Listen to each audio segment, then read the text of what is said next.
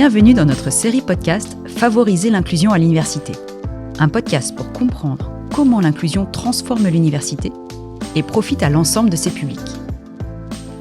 Aujourd'hui, nous allons rencontrer Alice Gomez et Nicole Bouin, deux expertes en sciences cognitives et en neuroéducation.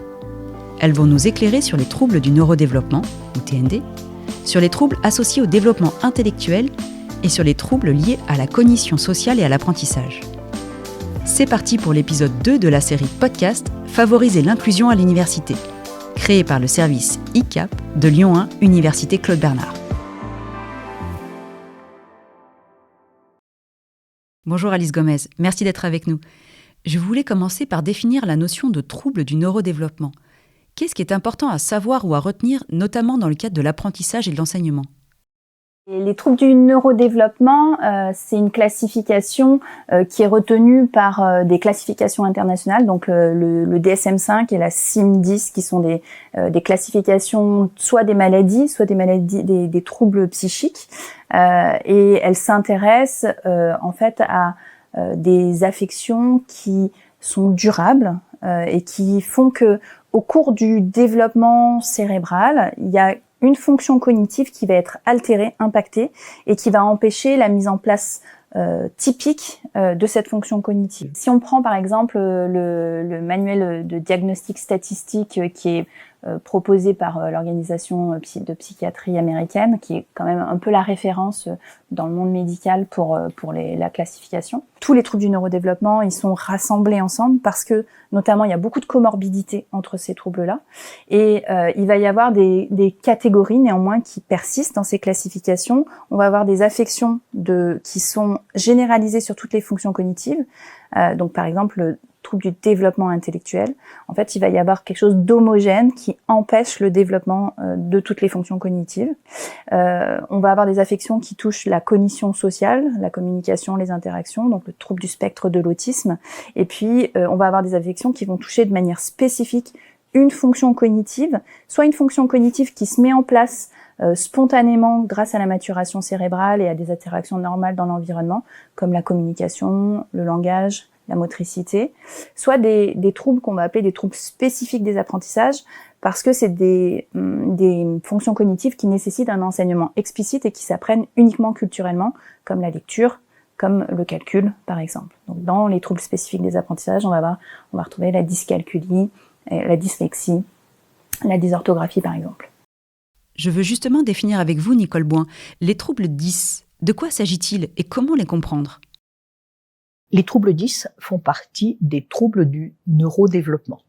Ça veut donc dire que ces troubles se développent dans le cerveau, enfin que les câblages spécifiques se développent dans le cerveau pendant la vie intra-utérine. Et que ces troubles sont présents à la naissance, ne vont pas forcément être détectés immédiatement, en particulier les troubles des apprentissages, lecture, calcul, seront plutôt détectés au niveau de l'école, au moment de l'apprentissage du calcul et de la lecture. Par contre, on peut détecter avant, on peut repérer avant des troubles dyspraxiques, dysphasiques ou même un TDAH. Les troubles 10 représentent plus de 80% des troubles du neurodéveloppement. Or, actuellement, quand on parle de troubles du neurodéveloppement, les gens disent tout de suite « Ah oui, l'autisme ?» Voilà. Alors, on ne veut rien enlever à l'autisme, bien évidemment, ils ont besoin d'appui et de financement, mais néanmoins, les troubles 10 qui touchent entre 12 et 15%, on pense actuellement, de la population, sont des troubles qui méritent d'être une priorité de santé publique. Alors, ce sont des câblages spécifiques qui entraînent, on l'a dit, des difficultés, alors pour la dyslexie, pour lire, mais aussi pour orthographier, puisque la dysorthographie est pratiquement toujours liée à la dyslexie. La dyspraxie qui représente les troubles des praxis, c'est-à-dire des gestes appris, genre apprendre à faire ses lacets. Ce ne sont pas des mouvements automatiques, ce sont des gestes appris. La dyscalculie, comme son nom l'indique, le calcul. Et la dysphasie, c'est le trouble du langage oral. Et puis, avec la dyspraxie, j'ai oublié de dire qu'il y avait presque, pas toujours, mais le plus souvent un trouble dysgraphique, puisque la motricité fine est atteinte et donc difficulté d'écriture. Voilà. Et puis le TDAH, c'est le trouble déficit de l'attention avec ou sans hyperactivité, et ces troubles peuvent se tricoter entre eux. Et donc peuvent représenter des difficultés pour les études, mais aussi pour la vie quotidienne, on l'oublie souvent, ou pour l'insertion professionnelle, voire pour la vie sociale. Avec Alice et Nicole, 2 expertes en sciences cognitives, nous avons pu identifier la diversité des affections de la fonction cognitive qui peuvent être présentes dans la communauté étudiante. Dans les troubles du neurodéveloppement, nous pouvons reconnaître 3 catégories.